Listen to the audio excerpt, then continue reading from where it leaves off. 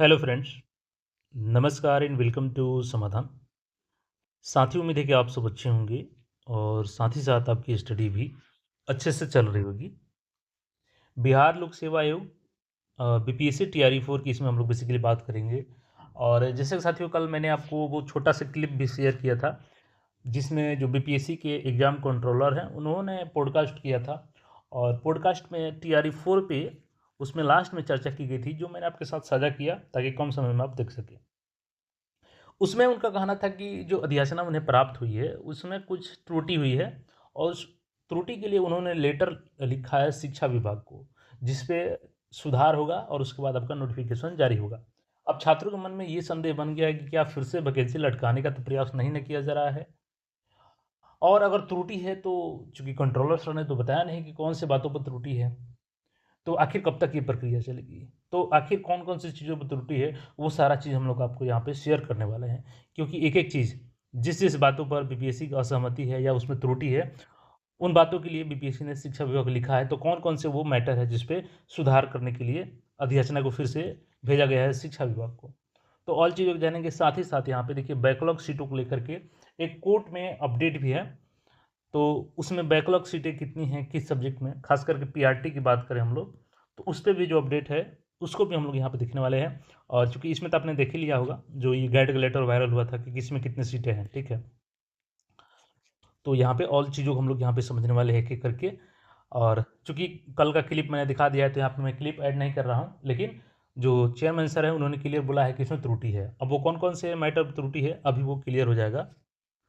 लेकिन उससे पहले आपको बता दें कि बैकलॉग सीट को लेकर के जो कोर्ट में अपडेट है, सरकार का जवाब है, खासकर कि ईडब्ल्यूएस कैटेगरी को लेकर के यहाँ पे।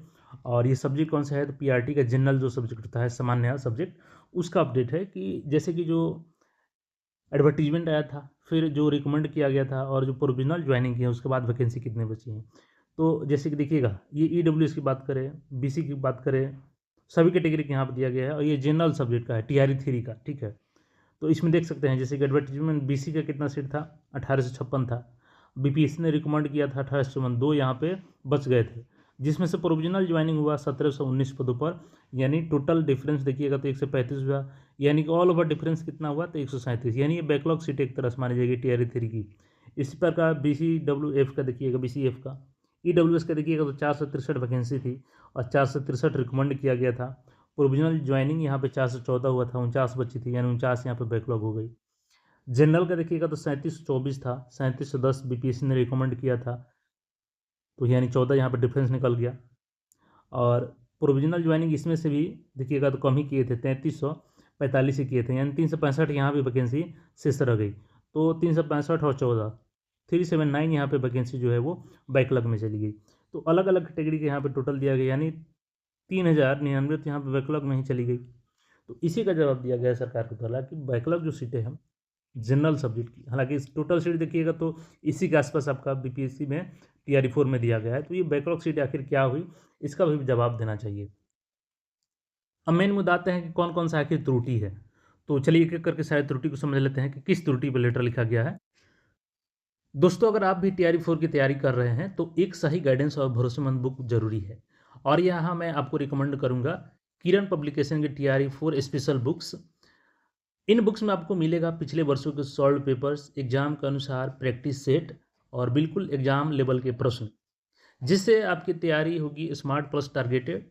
तो अगर आप भी सोच रहे हैं टीआरई 4 में सिलेक्शन लेना, तो किरण पब्लिकेशन को अपनी तैयारी का हिस्सा जरूर बनाइए। लिंक डिस्क्रिप्शन में है, या अपने नज़दीकी स्टोर से भी इसको परचेज कर सकते हैं। इसके अलावा भी और भी बिहार स्पेशल यहाँ पे बुक हैं और भी कंपटीशन की सारी बुकें हैं, जिसको आप रिकमेंड कर सकते हैं अपनी तैयारी के लिए। तो लिंक डिस्क्रिप्शन में जाइए, वहाँ से परचेज कीजिए। तो देखिए यहाँ पे 3 मुद्दा हम बताते हैं, बाकी 1-2 छोटे-मोटे और मुद्दे थे जिसमें त्रुटि के लिए सुधार के लिए लेटर लिखा गया है। तो पहला इसमें है एनआईओएस। अभी देखिएगा तो एनआईओएस को बोला गया है कि जो भी जॉब में है उनको बाहर किया जाएगा, जो टीआरई 3 से सेलेक्ट हुए हैं, टीआरई 2 से सेलेक्ट हुए हैं, टीआरई 1 से। तो यहाँ पे देखिएगा इसमें इसको लेकर का स्पष्ट निर्देश नहीं दिया गया था। तो आयोग ने इसी पूछा है कि एनआईओएस के लेके अभी क्या निर्देश है टीआरई 4 के लिए, कि उसको वैलिड करना है कि नहीं करना है, तो ये था। दूसरा कि एज रिलैक्सेशन देना है कि नहीं देना है, ये भी था मैटर।